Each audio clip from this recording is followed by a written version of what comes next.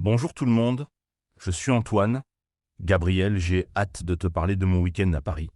Bienvenue sur Wow Spoken French, cher auditeur. Antoine, raconte-moi tout. Tu es allé dans un hôtel. Oui, j'ai réservé une chambre dans un petit hôtel près de la Tour Eiffel. Quand je suis arrivé, la réceptionniste était très souriante. Oh, c'est formidable. Comment s'est passée ton arrivée? Tu as eu des problèmes avec la réservation? Non, tout était parfait. J'ai donné mon nom et elle a trouvé ma réservation immédiatement. Elle m'a demandé ma carte d'identité et ma carte de crédit. C'est normal dans tous les hôtels. Et ta chambre, elle était comment? Au quel étage?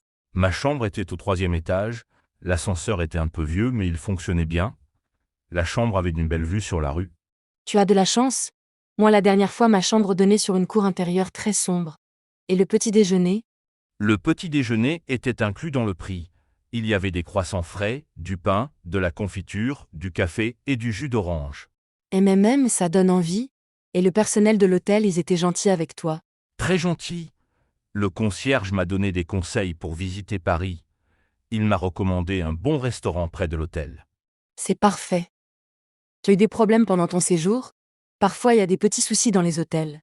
Un petit problème seulement. La télévision ne marchait pas bien. J'ai appelé la réception et quelqu'un est venu la réparer en 10 minutes. Le service était rapide. Et pour partir de l'hôtel, tu as fait comment?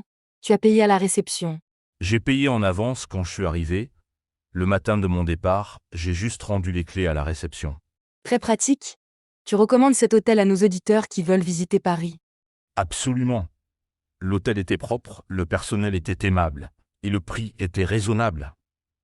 Et toi, Gabriel, tu as une anecdote d'hôtel? Oh oui, l'année dernière, j'ai voyagé en Provence. J'ai séjourné dans un hôtel historique dans le centre-ville d'Avignon. Ça devait être magnifique. Raconte-nous cette expérience. C'était différent d'un hôtel moderne? Très différent. Le bâtiment avait plus de 200 ans. Ma chambre avait des murs en pierre et des poutres en bois au plafond. Comme c'est romantique. Et le confort, c'était comment? Parfois, les vieux hôtels ne sont pas très confortables. Étonnamment, tout était très confortable. La literie était excellente et la salle de bain était rénovée avec une douche moderne. Tu as eu de la chance. Et qu'est-ce que tu as fait pendant ton séjour? Tu as visité la région? J'ai visité le Palais des Papes et le fameux pont d'Avignon. Le personnel de l'hôtel m'a organisé une excursion dans les vignobles. Une excursion dans les vignobles. Ça devait être fantastique. Tu as goûté de bons vins?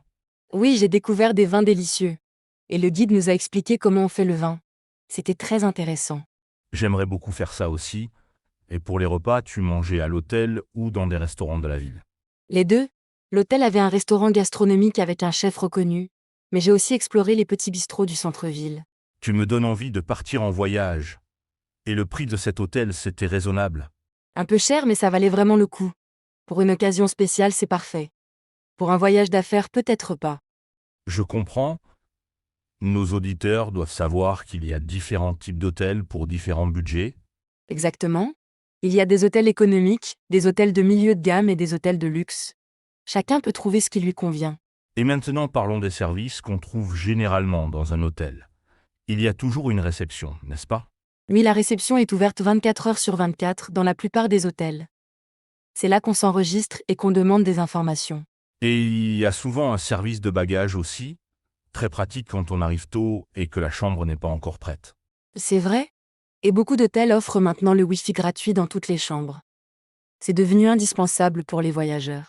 N'oublions pas le service de ménage. Chaque jour, quelqu'un nettoie la chambre et change les serviettes.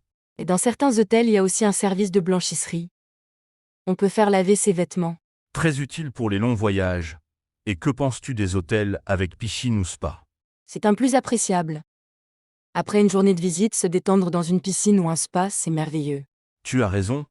Et pour nos auditeurs qui voyagent en famille, il faut chercher des hôtels qui acceptent les enfants. Beaucoup d'hôtels proposent des chambres familiales avec des lits supplémentaires. Certains ont même des activités pour les enfants. C'est important de bien choisir son hôtel selon ses besoins. Et il faut toujours lire les commentaires d'autres voyageurs sur Internet. Absolument. Les avis des autres clients nous donnent une idée réelle de la qualité de l'hôtel. Et n'oublions pas de vérifier la localisation. Un hôtel bien situé peut faire toute la différence. C'est vrai? Mieux vaut payer un peu plus cher et être près des attractions touristiques ou des transports en commun. Excellent conseil. Et maintenant, parlons du vocabulaire utile quand on va à l'hôtel. Bonne idée. Commençons par les expressions de base. Quand on arrive, on dit bonjour, j'ai une réservation au nom de. Et si on n'a pas de réservation, on peut demander « Avez-vous une chambre libre pour cette nuit ?» Pour préciser le type de chambre, on dit je voudrais une chambre simple ou je voudrais une chambre double.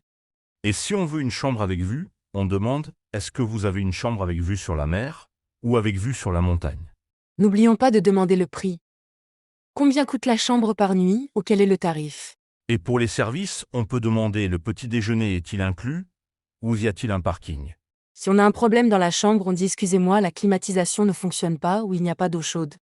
Et quand on part, on dit simplement « Je voudrais libérer ma chambre ou voici les clés. » Point. Très utile. Et si on veut prolonger son séjour, on demande est-il possible de rester une nuit de plus?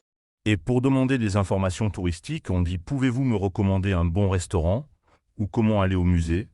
Le personnel des hôtels est généralement très serviable. Ils connaissent bien leur ville et peuvent donner de bons conseils. C'est vrai. Et maintenant, Gabriel, as-tu des conseils pour bien choisir son hôtel? Premier conseil, définir son budget avant de chercher. Ça évite les mauvaises surprises. Deuxième conseil, vérifier les photos et lire plusieurs avis des clients. Les photos peuvent parfois être trompeuses. Au troisième conseil, regarder la localisation sur une carte. S'assurer que l'hôtel est bien situé par rapport à ce qu'on veut visiter. Quatrième conseil, vérifier les services inclus.